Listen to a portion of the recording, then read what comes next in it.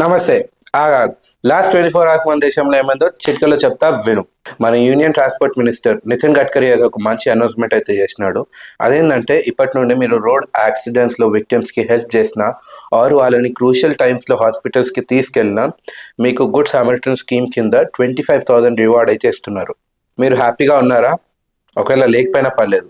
ఎందుకంటే 18,000 కట్టి హార్డ్‌వర్డ్ నుండి ఆన్‌లైన్‌లో మేనేజింగ్ హ్యాపీనెస్ అనే కోర్స్ చేయండి. అప్పుడైనా హ్యాపీగా ఉంటారేమో.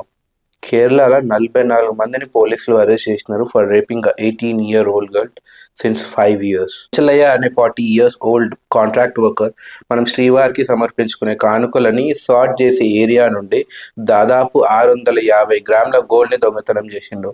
ప్రస్తుతానికి ఆయనని పోలీసులు పట్టున్నారు and he is in police custody now. Telangana హైకోర్టుకి కొత్త జడ్జ్ అయితే అపాయింట్ అయినారు. ఆయన పేరు సుజయ్ పాల్. ఆయన ఇంతకుముందు మధ్యప్రదేశ్లో చేస్తుండే. ఇలాంటి చిటికెల వార్తలు చిటికెల కావాలంటే చిటుక్న ఫాలో కొట్టండి.